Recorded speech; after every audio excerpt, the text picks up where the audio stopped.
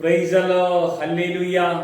അഭിഷേകമന്ന എന്ന വചന സന്ദേശം നമ്മുടെയൊക്കെ ഹൃദയത്തിൻ്റെ അകത്ത് പരിശുദ്ധാത്മാവ് ശക്തമായി നമ്മുടെ ജീവിതത്തിൽ വലിയ വചനത്തിലുള്ള ഒരു വെളിപ്പാടും മാറ്റവും ബോധ്യവും നമുക്ക് വെളിപ്പെടുത്തി തരുവാൻ കർത്താവ് ഇടയാക്കും.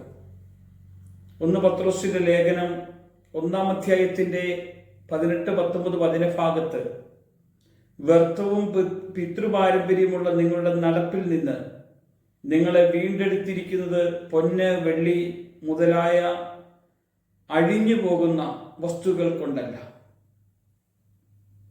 ക്രിസ്തുവെന്ന നിർദോഷകനും നിഷ്കളങ്കനുമായ കുഞ്ഞാടിന്റെ വിലയേറിയ രക്തം കൊണ്ടത്രേ. ഇവിടെയാ നമുക്ക് തിരിച്ചറിയാൻ കഴിയുന്ന ഒരു ദൈവിക മർമ്മം വെളിപ്പെടുന്നത്. എന്നെ എങ്ങനെയാണ് കർത്താവ് വീണ്ടെടുത്തത്? വിലയേറിയ ഏതെങ്കിലും വസ്തുക്കൾ കൊണ്ടാണോ? അല്ലെന്നേ. യേശു തൻ്റെ കാൽവരി ക്രൂശിലെ രക്തത്താൽ നമുക്ക് വേണ്ടി ചൊരിഞ്ഞ് നമ്മളെ അവർ സ്വന്തമാക്കിയതാണ്. നമ്മുടെ പിതൃപാരമ്പര്യം ഉണ്ടല്ലോ, പിതാവിൻ്റെ പാരമ്പര്യം, ഈ ലോകത്തിൻ്റെതായ പാരമ്പര്യം ഉണ്ടല്ലോ, അതിൽ നിന്നെല്ലാം വിട്ടാണ് ക്രിസ്തുവിൻ്റെ പാരമ്പര്യത്തിലേക്ക് നമ്മളെ കർത്താവ് കൊണ്ടുവരാൻ ഇടയായിരിക്കുന്നത്. യേശു തൻ്റെ രക്തം തൻ്റെ മക്കളുടെ മേലേക്ക് പകർന്നു തന്നിരിക്കുന്നത് തിരുവെഴുത്ത് പ്രകാരം നമ്മൾ തിരിച്ചറിയേണ്ടതിനാണ്. അത് നിങ്ങൾ അറിയണമെന്ന് ദൈവം ആഗ്രഹിക്കുന്നു.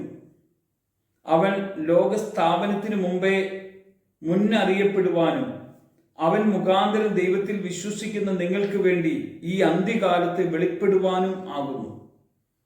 നമ്മൾക്ക് ഈ ദൈവിക വെളിപ്പാടിനെ പകർന്നു തരാൻ വേണ്ടിയാണ് യേശു കർത്താവ് നമുക്ക് വേണ്ടി കാൽവരി ക്രൂശിൽ കയറിയത്. നമ്മൾ മാനുഷികമായി കൊടുക്കുന്ന ഒരു വിലയല്ല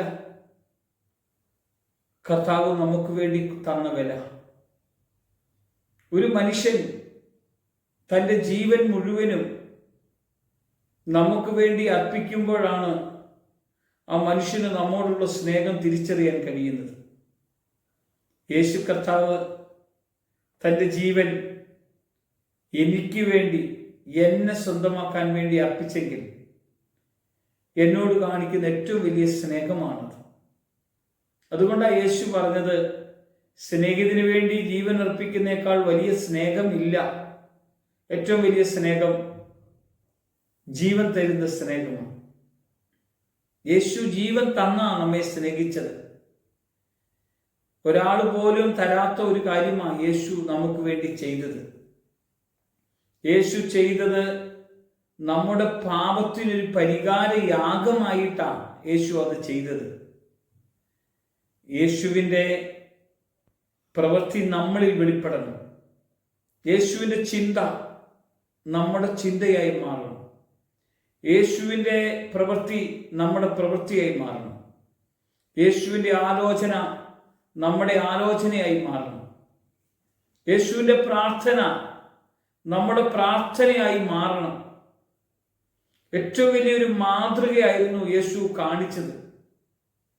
യേശുവിൻ്റെ കൂടെയുള്ള ജീവിതം എന്തൊരു ആനന്ദകരമാണെന്ന് നമ്മൾ അനുഭവിച്ചേലേ മതിയാവൂ. പ്രിയമുള്ളവരെ, ഇന്ന് നമ്മളെ നേടിയ അല്ലെങ്കിൽ നമുക്ക് നേടിത്തന്ന രക്ഷ അനുഭവം, യേശു കൊടുത്ത വില, അത് അത്രയും വലിയ വിലയാണ് യേശു കൊടുത്തത്. വിലയേറിയവന്റെ രക്തം, അതിന് വില നിർണയിക്കാൻ കഴിയില്ല പ്രിയമുള്ളവരെ. പൊന്നും വെള്ളിയോ വിലയേറിയ ഒരു വസ്തുക്കൾ കൊണ്ടൊന്നും അല്ല നേടിയത്. നിഷ്കളങ്കനായ ക്രിസ്തുവിന്റെ വിലയേറിയ രക്തമുണ്ട്. എന്തിനാ? എൻ്റെ രക്തത്തിലുള്ള എല്ലാ പാപക്കറകളെയും മായിച്ച് യേശുവിന്റെ രക്തത്തോട് ചേർത്ത് എന്നെ അഭിഷേകം ചെയ്തിരിക്കുക. യേശു ക്രിസ്തുവിൽ ഞാൻ ഒന്നായിട്ട് ജീവിക്കാൻ തക്കവണ്ണമാണ് എന്നെ എൻ്റെ കർത്താവ് അഭിഷേകം ചെയ്തത്. ഞാനൊന്ന് വിശ്വസിച്ചാൽ മതി, ഞാനൊന്ന് ഏറ്റുപറഞ്ഞാൽ മതി, ഞാൻ അവനെ ഒന്ന് അനുസരിച്ചാൽ മതി. ഞാൻ അവൻ്റെ കൂടെ ഒന്ന് പോയാൽ മതി. അപ്പോൾ മുതൽ എനിക്ക് ഈ രക്ഷാ അനുഭവം ആസ്വദിക്കാൻ പറ്റും, അനുഭവിക്കാൻ പറ്റും. പ്രിയമുള്ളവരെ, ഈ വചനം പത്രോസിന്റെ ലേഖനത്തിൽ നമ്മോട് കർത്താവ് പറഞ്ഞ വചനം എന്നെ വിശുദ്ധീകരിക്കാനുള്ളതാണ്, എന്നെ അഭിഷേകം ചെയ്യാനുള്ളതാണ്. ഞാനും കർത്താവിനോട് കൂടെ ഒന്നായിട്ട് നമുക്ക് ചേർന്ന് പ്രാർത്ഥിക്കാം. കർത്താവേ, സ്വർഗീയ പിതാവേ, അവൻ്റെ മഹത്വം, അവൻ്റെ ശക്തി, അവൻ്റെ കൃപ, കാരണം എനിക്ക് വേണ്ടി വെള്ളിയോ പൊന്നോ ഒന്നുമല്ല, യേശുവിൻ്റെ രക്തം തന്നെ എനിക്ക് വേണ്ടി പകർന്ന് എന്നെ വീണ്ടെടുത്തല്ലോ. ആ വീണ്ടെടുത്ത കൃപയ്ക്കായിട്ട് ഞാൻ നന്ദിയോടെ പ്രാർത്ഥിക്കുന്നു. എന്നെ ബലപ്പെടുത്തണം. യേശുവിൻ നാമത്തിൽ ആമേൻ.